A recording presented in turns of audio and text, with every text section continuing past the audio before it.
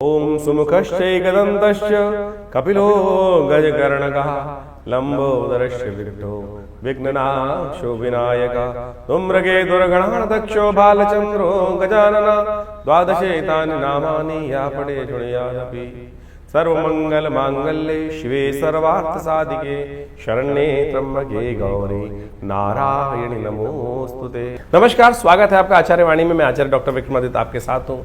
और मकर राशि वालों के लिए अप्रैल के अंतिम में ग्रहों का योगायोग किस प्रकार का बनने वाला है वो आपको अच्छे से समझ लेना चाहिए।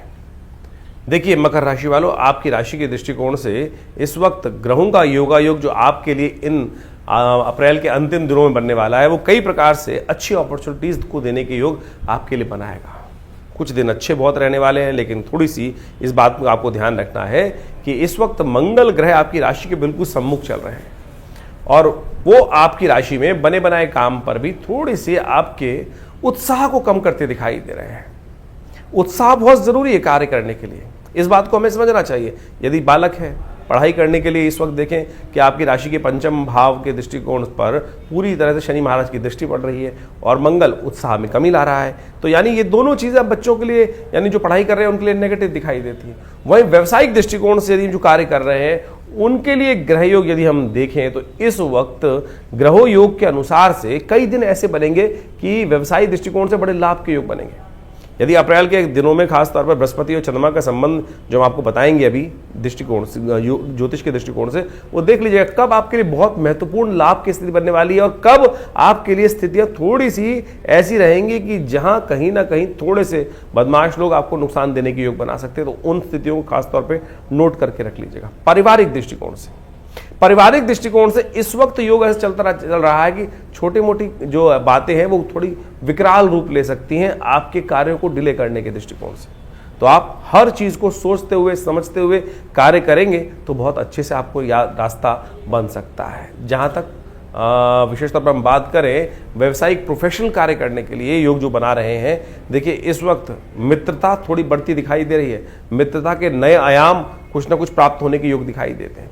जहां वैवाहिक लोगों की बात करें, जो व्यवसायिक काम कर रहे हैं, वैवाहिक लोग जो कर रहे हैं, उनके लिए ग्रह योग ऐसे दिखाई देते हैं कि उनका जीवन साथी जो है उनके लिए कुछ अच्छे लाभ के योग बना सकता है, लेकिन आपकी मनोमस्त दिशा जो है वो अंदर से थोड़ी सी परेशान होती दिखाई दे रही है। छोटी छोटी बातों में अननेसेसरी एंजाइटी का लेवल थोड़ा आपको परेशान करता दिखाई देगा। अपने इमोशंस को थोड़ा शांत रखने का प्रयास करें, इस बात का विशेष तौर पर ध्यान रखने की जरूरत है। थोड़ा सा एक और स्वास्थ्य के दृष्टिकोण से भी ध्यान रखने की जरूरत है। इस वक्त ग्रह परिवर्तन की तरफ जा रहे हैं और गैस, एसिडिटी इत्यादि की समस्याएं थोड़ा सा आपके स्वास्थ्य में थोड़ा सा लोअर एब्डोमिनल संबंधी समस्याएं परेशान करने की योग दे सकती हैं। तो उस मामले में स्वास्थ्य का ध्यान भी रखना।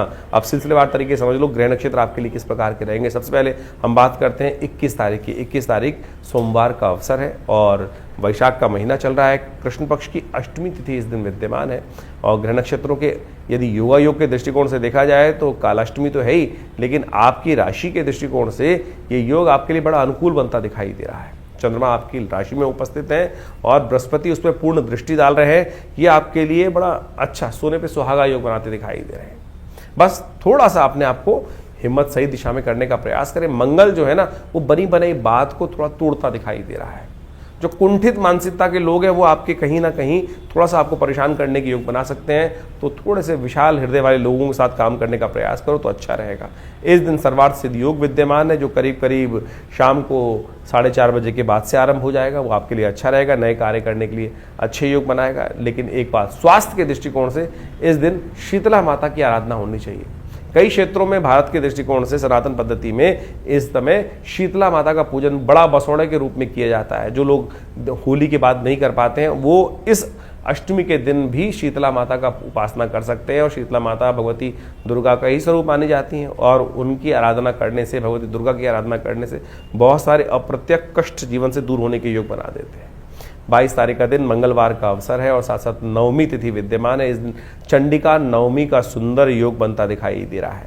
ग्रह नक्षत्रों के दृष्टिकोण से देखिए जो चंद्रमा इत्यादि बहुत सुंदर रूप से आपके लिए उत्साह का नया वर्धन करते दिखाई दे रहे हैं। बृहस्पति आपकी बुद्धि को सही दिशा में डालते दिखाई दे रहे हैं, लेकिन थोड़ी सी आलस्य की प्रवृत्ति जो है, थोड़ी सी कार्य को डिले करने की प्रवृत्ति मानसिक तौर पर कार्य कर लेंगे, हो जाएगा। लेकिन ये बात समझने, ग्रह योग बहुत सुंदर चल रहे हैं, अभी कार्य डिले करने की तरफ मत जाइए। तुरंत कार्य करने से आपके बहुत सारे कार्यों में आज रिजल्ट लाने का योग अच्छा बनता दिखाई दे रहा है आपके लिए, तो इसका आपको लाभ लेने का प्रयास करना चाहिए। मंगलवार का अवसर है और मंगल आपके थोड़े नेगेटिव चल रहे हैं, कोशिश करें हनुमान जी को प्रसन्न करने का प्रयास करें। हनुमान जी को प्रसन्न करने के लिए आपकी राशि के दृष्टिकोण से सबसे श्रेष्ठ रहेगा कि पीपल के पत्तों की माला बनाकर हनुमान जी को अर्पित करने का प्रयास करें, वो आपके लिए समस्त कष्टों को दूर करने का योग बनाएगा। हनुमान जी की आराधना करें, बहुत सुंदर रहेगा। वहीं 23 तारीख की हम बात करें, बुधवार का अवसर, दशमी तिथि है और ग्रह नक्षत्र ने परिवर्तन का योग बना लिया है। रात्रि में ही चंद्रमा परिवर्तित करके आपके द्वितीय भाव में चले गए हैं और पंचक आरंभ हो गए हैं। इस दिन ध्यान रखना चाहिए, आने वाले 5 दिन तक शास्त्र के दृष्टिकोण से कहा जाता है एकत्रीकरण वाले 5 काम नहीं करने चाहिए। तृण एकत्र करने का काम और विशेष रूप से दाग इत्यादि करने के कर्म जो है शास्त्र में वर्णित, तो उनसे अपने आप को थोड़ा बचा के रखने का प्रयास करना चाहिए।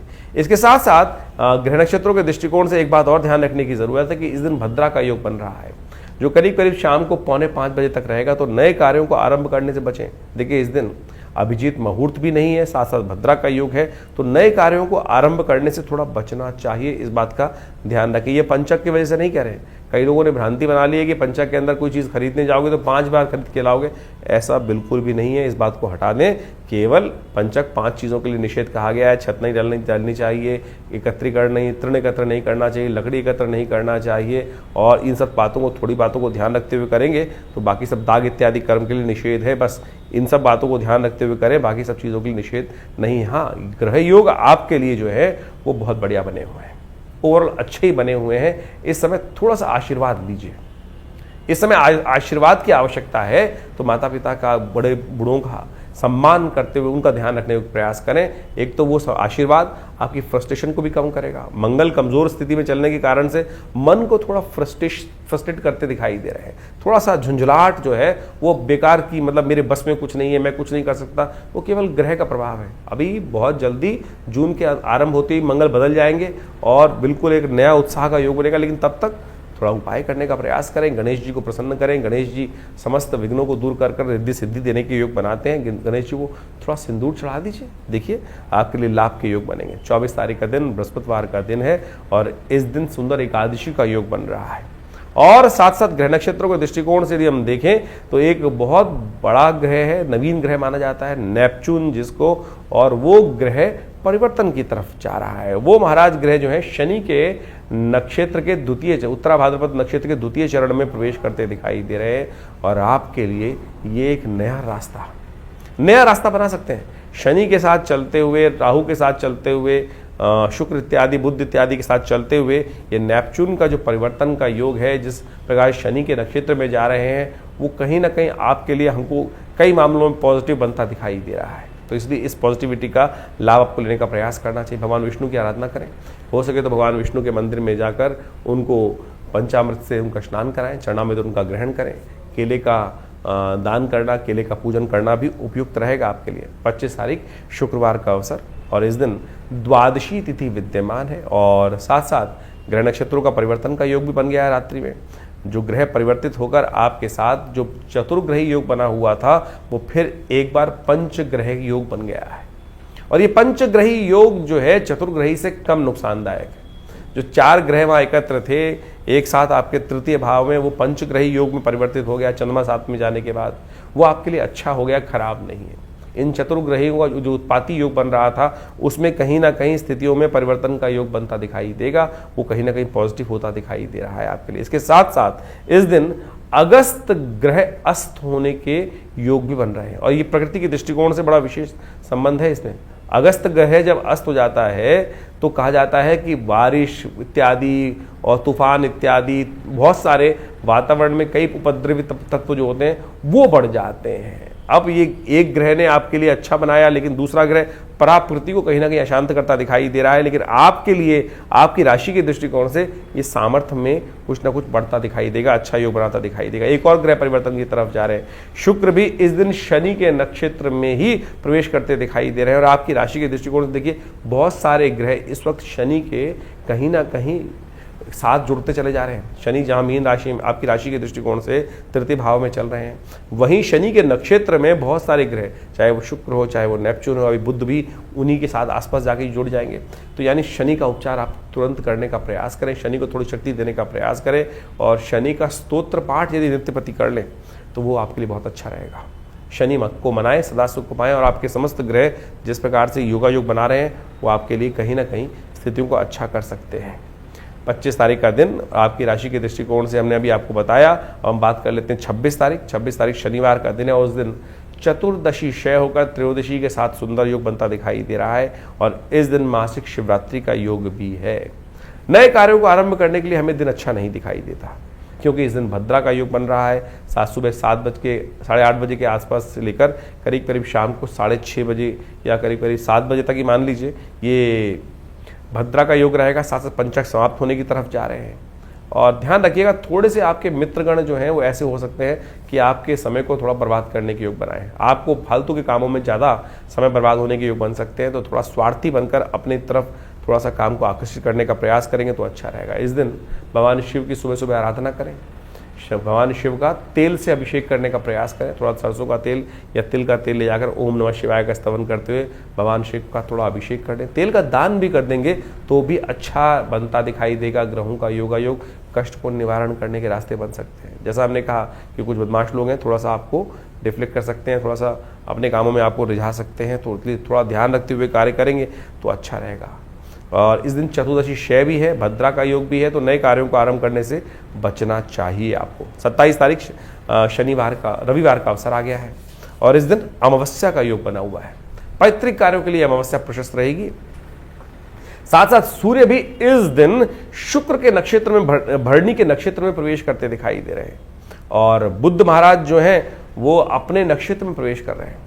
बुद्ध महाराज रेवती नक्षत्र में प्रवेश करेंगे। बुद्ध वैसे तो क्षीण सबसे कमजोर अवस्था में चल रहे हैं, लेकिन बुद्ध जब अपने नक्षत्र में प्रवेश करेंगे तो अब उनका पास योग बन गया है कि अपनी एनर्जी को धीरे धीरे गेन करते चले जाएंगे, और आगे परिवर्तन का योग भी बनाते दिखाई देंगे। चीज़ों को मैनेज करने में आपको आने वाले समय में, क्योंकि रेवती नक्षत्र में प्रवेश करने के कारण से बुद्ध में थोड़ी शक्ति आएगी, और जो चीज़ें हैप्सर्ड थी, आपको जो चीज़ें ऑर्गेनाइज करने में दिक्कत आ रही थी, अब उनको चीज़ों को सही रास्ते पर लाने पर आपको रास्ता बन सकता है। ऐसे में योग बड़ा अच्छा, तो आपको ध्यान रखना चाहिए अपने पितरों के निमित्त गायत्री का थोड़ा यज्ञ करें। हो सके तो रविवार का दिन है, अमावस्या का योग बन रहा है, किसी गरीब को भोजन करा दीजिए। हमने विवेकानंद योगाश्रम में इस दिन जो रविवार का यज्ञ रहता है बड़ा, उसमें गायत्री महायज्ञ रखा है। पितरों की शांति के लिए एक यज्ञ रखा है, उसमें आप भी स्वयं सम्मिलित हो सकते हैं। अपने नाम से अपने पितरों के निमित्त गायत्री का यज्ञ करा सकते हैं। अवश्य तर्पण इत्यादि भी करने का प्रयास करें। थोड़ा जल ले लीजिए और अपने हाथ से अपने पितरों के निमित्त उनका ध्यान करते हुए, थोड़ा गायत्री का स्तवन करते हुए थोड़ा तर्पण इत्यादि कर लें। अगर योग्य ब्राह्मण जी को बुलाकर उनके द्वारा कराएंगे तो बहुत अच्छा रहेगा, और नहीं तो हमारे आश्रम में संपर्क साध सकते हैं, और वहाँ सुंदर व्यवस्था सबकी रहती है। जो लोग बाहर बैठे हैं, बहुत सारे लोग नहीं कर पा रहे हैं, तो जो आश्रम में नंबर्स हैं उन पर संपर्क साध के अपने पितरों के निमित्त इस अमावस्या के दिन भोजन इत्यादि, गऊ ग्रास इत्यादि के लिए सुंदर कार्य करने के लिए जो भी आप चाहें मेहनत इत्यादि करना, वो परिवर्तन का अच्छा सा लाभ आप अवश्य ले सकते हैं। ये करना चाहिए। अपेक्षा करते हैं आपके पितृगण कि हमारे जो संतानें हैं वो हमारा ध्यान रखती है, नहीं रखती, वो कहीं नहीं जाते, कहीं आपसे बहुत दूर नहीं है। पुनर्जन्म इतनी जल्दी नहीं होता है, तो 3 पीढ़ी तक हमारे शास्त्रों में हर एक के लिए वर्णित है कि हमको ये शुभ कार्य अवश्य करने चाहिए। 28 तारीख सोमवार का दिन है, शुक्रवार की तिथि है, और साथ साथ प्रतिपदा योग, वैशाख के शुक्ल पक्ष का प्रतिपदा आरंभ हो रहा है, और इसी दिन बृहस्पति महाराज भी परिवर्तन करते हुए मृगशिरा नक्षत्र, मंगल के नक्षत्र में नए उत्साह के साथ बनते दिखाई दे रहे हैं। चंद्रमा मंगल के ही राशि में चल रहे हैं, और मंगल थोड़े कमजोर हैं, और लेकिन महाराज शनि भी अपने ही नक्षत्र में प्रवेश कर रहे हैं, उत्तरा भाद्रपद नक्षत्र में प्रवेश कर रहे हैं। तो ये ग्रहों का योगायोग थोड़ी अब शक्तियां लेता दिखाई दे रहा है। जैसे बहुत सारे ग्रह योग थे एक दूसरे की परस्पर विरोधी में चल रहे थे, अब धीरे धीरे ग्रहों की स्थिति परिवर्तन की तरफ आती चली जा रही है, और ये आपके लिए बड़ा अच्छा योग बना रहे हैं। बुद्धि भाव में बैठे हुए बृहस्पति महाराज, जिनको थोड़ा शीर्ण बोला जाता है गोचर के दृष्टिकोण से, अब वो मंगल के यानी अच्छा योग बन रहा है। पुरुषार्थ जागने का सुंदर रास्ता बनता दिखाई दे रहा है। ऐसे में बड़ा अच्छा रहेगा कि आप थोड़ा सा हनुमान जी का स्तवन कर लीजिए, थोड़ा हनुमान जी को चूरमे का भोग लगा लीजिए, वो आपके लिए बड़ा कल्याणकारी योग बनाएगा। हनुमान चालीसा का पाठ करना भी आपके लिए श्रेयकर रहेगा, क्योंकि हनुमान चालीसा में कहा है ना जय जय जय हनुमान गोसाई कृपा करहु गुरुदेव की नाही। और बृहस्पति महाराज इस वक्त स्वयं कहाँ जा रहे हैं? मंगल के नक्षत्र में ही प्रवेश कर रहे हैं। तो ये जो ग्रहों का योगायोग बहुत अच्छा आपके लिए बनता दिखाई दे रहा है। 29 तारीख का दिन बड़ा महत्वपूर्ण दिन है आपके लिए। आने वाले 2-3 दिन खासतौर पर कई प्रकार से मकर राशि वालों के लिए लाभ के योग बनाते दिखाई देंगे, क्योंकि आपके बृहस्पति और चंद्रमा दोनों के दोनों, चंद्रमा बड़े उच्च के होकर बृहस्पति के साथ पंचम भाव में योग बना रहे हैं। और इस दिन ये गजकेसरी योग जो बना है वो आपके लिए सर्वार्थ सिद्ध योग के साथ साथ कई लाभ के योग बनाएगा। इस दिन परशुराम जयंती का योग भी है, तो कोशिश ये करनी चाहिए हमको ब्राह्मणों की सेवा करें। सबसे श्रेष्ठ उपाय इस दिन ये रहेगा, जहाँ विप्रजन दिखाई दे उनका आशीर्वाद देने का प्रयास करें, हो सके तो उनको वस्त्र इत्यादि का दान करने का प्रयास करें। ये आपके लिए बड़ा अच्छा है। शाम को एक काम करें, इस शुभ तिथि में विशेष तौर पर हनुमान जी का सुंदर स्तवन करते हुए अगर हो सके तो चंद्र दर्शन कर पाए और माता पिता का आशीर्वाद ले पाए तो बड़ा कल्याणकारी योग बनाएगा आपके लिए। 30 तारीख का दिन बुधवार का अवसर है। तृतीया तिथि इस दिन विद्यमान है। अक्षय तृतीया का योग है और ये तृतीया बहुत श्रेष्ठ है। कहा जाता है कि ये त्रेता इत्यादि की जो तिथि थी, इस दिन युगादि की तिथि उसी दिन आरंभ हुआ था। त्रेता का जो समय था, त्रेता का युग जो था इसी दिन आरंभ होता है। और इस दिन कहा जाता है कि कोई भी कार्य करने के लिए कोई मुहूर्त देखने की आवश्यकता नहीं होती। इस शुभ तिथि में आप अवश्य बहुत सुंदर कार्य कर लाभ ले सकते हैं। और तो और कई नक्षत्र, ग्रह नक्षत्रों को ठीक करने के लिए भी ये योग बड़ा सुंदर बनता है। और अक्षय तृतीया के दिन शास्त्र के अनुसार से बड़े अच्छे जो दान पुण्य इत्यादि करने का प्रयास करना चाहिए। अच्छा करोगे तो उसका अक्षय फल प्राप्त होगा, बुरा करोगे तो उसका बुरा फल प्राप्त होने के योग बन सकते हैं। गजकेसरी योग बना हुआ है अक्षय तृतीया के दिन, आपके लिए बड़ा सुंदर योग है। पुण्यों को बढ़ाने का अवसर है। 7:30 आपकी समाप्त हो चुकी है और इस दिन जितना हो सके शुभ कार्य करने की तरफ रास्ता निकालने का प्रयास करोगे तो बहुत शुभ रहेगा। अच्छे करें, दान पुण्य करें, गरीबों की सेवा करें, यज्ञ इत्यादि करें, अपशब्द ना भूलें। इस वक्त ये खास तौर पे शुभ कार्य करने का प्रयास करें, आपके लिए कल्याणकारी योग बनेंगे। इस प्रकार से आपने ग्रहों का खेल दिन पर दिन किस प्रकार का रहेगा वो समझने का प्रयास किया। देखिए, ये ग्रहों का जो खेल है वो विशेष तौर पर हर रोज परिवर्तन के साथ आगे बढ़ता रहता है जीवन। लेकिन इस समय जो चतुर्ग्रही योग बना हुआ है वो पूरे अप्रैल के अंदर जिस प्रकार चलने वाला है वो कहीं ना कहीं इस समय ग्रहों की युति को शुभ नहीं करता। और ये चतुर्ग्रही योग जो है वो कई बार जब भी जन्मपद विशेष तौर पर गोचर में बनता है तो वो संसार के अंदर कुछ ना कुछ अशांति, चाहे वो प्राकृतिक आपदाओं को उत्पन्न करने के योग बनाता है या विश्व में अशांति का वातावरण बनाता है। जनमानस में अशांति की तरफ प्रवृत्त करने के लिए बहुत सारे उपद्रवी तत्व जो हैं वो प्रेरित करते रहते हैं लोगों को अपने स्वांता सुखाई। संसार में लोग अपने स्वार्थ के लिए पता नहीं कहाँ कहाँ किस किस प्रकार से किन किन के जीवन को बर्बाद करने का प्रयास करते हैं। और ये आज से नहीं, अनादिकाल चलता रहा है। और इन्हीं सब चीज़ों को समझकर ज्योतिष के आचार्यों ने इन योगों को समझते हुए इन चीज़ों को लिखा, बताया कि किस प्रकार का योग चल रहा है। जैसे आप देख रहे हैं कि इस वक्त आपके राशि के दृष्टिकोण से हमने दिन पर दिन किस प्रकार का योग था वो तो समझाए, लेकिन ये भी समझने की आवश्यकता है कि विश्व के दृष्टिकोण से जो इस वक्त ग्रहों का योग है, चाहे वो शनि महाराज है, शुक्र है और राहु इत्यादि हैं और साथ साथ बुध इत्यादि, इन चारों ग्रहों की युति जिस प्रकार से ग्रहों की बनी हुई है वो विश्व को कहीं ना कहीं अशांत करती है और ये प्राकृतिक आपदाओं को भी लाती है, भूकंप इत्यादि। अभी आपने देखा कुछ दिन पहले भयावह भूकंप की कई बार स्थिति बनी।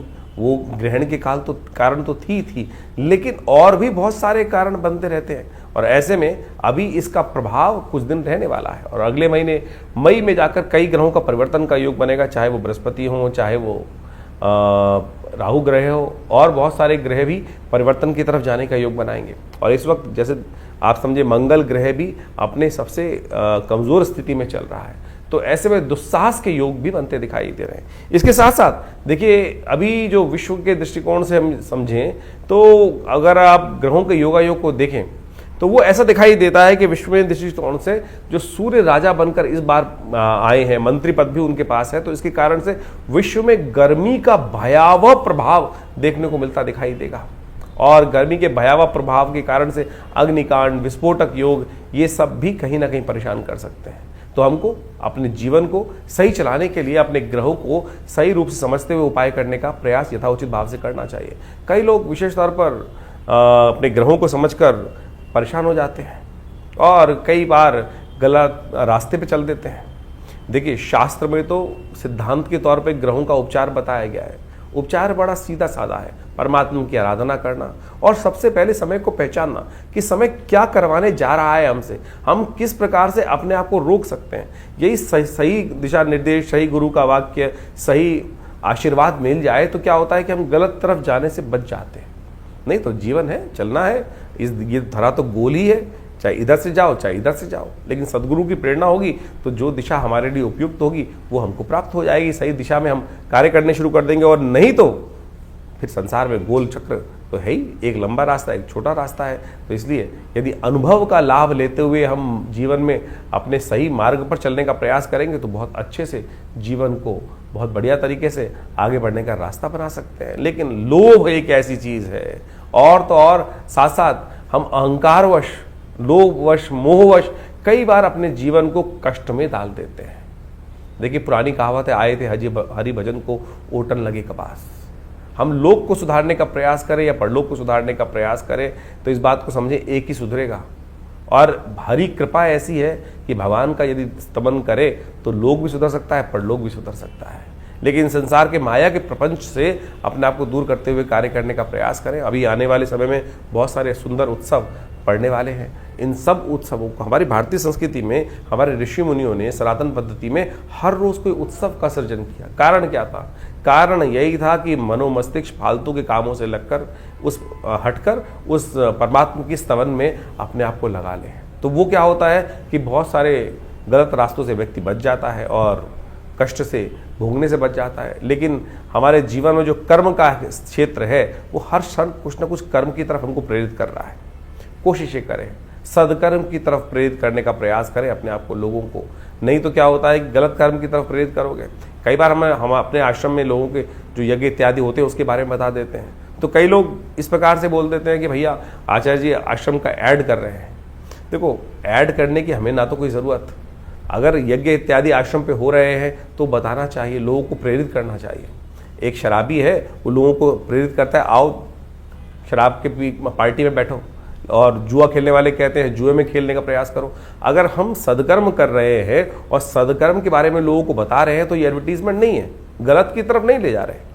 तो अगर आपको कई लोगों को, और आप एक बात और समझ लें कि आपके जीवन में हम कैसे समझें कि हम धर्म, हमारे अंदर अभी धर्म का उदय हो रहा है या अंत हो रहा है। धर्म की बात सुनकर यदि किसी व्यक्ति को कहीं ना कहीं मन में क्रोध आने लगे, गुस्सा आने लगे, तो समझ लो कहीं ना कहीं पाप प्रवृत्ति अभी जीवन में कहीं ना कहीं परेशान करने के आगे योग बना रही है। तो इसलिए अपनी भावना को पवित्र रखें।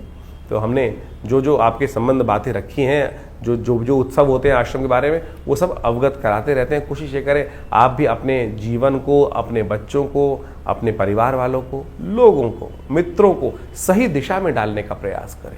सही दिशा में आपका कर्तव्य का केवल इतना है कि चलो भाई परमात्मा का भजन करें, चलो भाई अच्छे कर्म की तरफ चलें। और समझ लो, अगर आपकी वजह से कोई एक आध व्यक्ति भी सदकर्म की तरफ लग गया तो उसके द्वारा किए गए पुण्य भी आपको लग जाएंगे। ये सब सैद्धांतिक तौर पर है। जैसे आप इसको मॉडर्न वे में समझ सकते हैं कि किसी गलत व्यक्ति को गलत काम के प्रेरित किया, चोरी डकैती और उल्टे सीधे कामों के लिए, और उसने जो कर्म किया उसने कहीं जाके आपका नाम ले दिया कि भाई, तो आप भी उस कानून के चक्कर में फंसेंगे ना। तो इसी प्रकार से यदि आप किसी को पुण्य की तरफ प्रेरित कर रहे हैं तो पुण्य, उसके द्वारा किए गए पुण्य आपको प्राप्त होंगे। और किसी गलत कार्य की तरफ प्रेरित करोगे, चाहे जैसे हमने जो दो तीन अभी उदाहरण दिए आपके सामने, तो आप समझ लीजिए उसके द्वारा किया गया गलत कर्म भी आपको भी भोगना पड़ेगा। ये संसार में बिल्कुल नियम है सही रूप से। तो इसलिए सही तरफ चलने का हम प्रयास करेंगे तो अपने कर्म से, जीवन से हमें बहुत सारे कष्टों से निवृत्त होने का योग बन जाएगा। और एक बात और समझें, यदि बिना कुछ कारण के भी आपके जीवन में यदि कष्ट, मन दुख है, परेशान है, कष्ट जीवन में आए चले जा रहे हैं, तो सोच लीजिए कि अभी हमारा जो डेबिट क्रेडिट का अकाउंट है ना कर्मों का, वो कहीं ना कहीं नेगेटिव हो रहा है। शुभ कर्म अपने आप ज्यादा से ज्यादा करने का प्रयास करें। जब वो घड़ा शुभ कर्म से लबालब भरा रहेगा तो आप समझे कि आपके बहुत सारे कष्ट कब आएंगे, कब चले जाएंगे, पता भी नहीं चलेगा। तो इसलिए इस सिद्धांत को समझ लीजिए, यदि छोटा सा कष्ट भी आपको बार बार आके परेशान कर देता है तो समझ लीजिए हमारे पुण्यों के अकाउंट में कितना नेगेटिव बैलेंस है। हम छोटे छोटे कष्टों से परेशान हो रहे हैं जिनका वास्तविक जीवन में कोई औचित्य ही नहीं है, और सामने वाला जिसको हम देखकर कई बार ईर्ष्याग्रस्त हो जाते हैं कि भाई उसको भी जीवन में कष्ट सबके आ रहे हैं। सूर्य तो निकल रहा है तो उष्ण जो गर्मी है वो हर एक के लिए पैदा कर रहा है। बरसात हो रही है तो हर एक को गीला कर रही है, लेकिन किसी को उसका दुष्प्रभाव होता है और किसी को उसका शुभ प्रभाव होता है। वो इसलिए कि हमारे पुण्य किस प्रकार के हैं। तो आप सही रूप से पुण्यों को बढ़ाने का प्रयास करें, यही अध्यात्म का रहस्य है। ये न केवल प्रकार यानी ऐसे या वैसे कैसे भी अपने आप को सद्कर्म की तरफ प्रेरित करने का प्रयास करें। इसके लिए शास्त्रों में अनेक नियम, चाहे वो योग कथाएं हों, चाहे वो यज्ञ हो, चाहे वो दान हो, चाहे वो पुण्य हो, चाहे वो सद्गुरु का आशीर्वाद हो या अच्छे लोगों के सानिध्य में बैठने की कर्म बनाए गए हैं, वो सब शास्त्र के अनुसार से आपको पुण्यों को बढ़ाने की तरफ ही ले जाते हैं। और वहीं उसके लिए थोड़ी प्रयास करना पड़ता है, श्रुति को ऊर्ध्वगामी बनाना पड़ता है, उठाना पड़ता है, अपनी प्रवृत्ति को नीचे की तरफ जाने की बजाय ऊपर की तरफ उठाना पड़ता है। उसमें लगती है मेहनत। और गलत तरफ जाने के लिए तो आप बैठ चल करते हैं, उल्टे सीधे काम तो बहुत सारे ऐसे हैं, रोज शाम को लोग आपको बैठा सकते हैं। तो आप उस पर रोक, उस पर बंदिश, उस पर थोड़ा सा संयम करने का प्रयास करोगे तो खुद देखोगे धीरे धीरे परिवर्तन का रास्ता आपके जीवन में अवश्य बनेगा। और जानिए आपके जीवन में किस प्रकार के ग्रह योग चल रहे हैं, उसके लिए हम लगातार आपके साथ रहते ही हैं। तो आशा करते हैं इन सब दिशा निर्देशों को सही से समझेंगे और अपने जीवन के कष्टों को दूर करने का आप अवश्य योग बनाएंगे।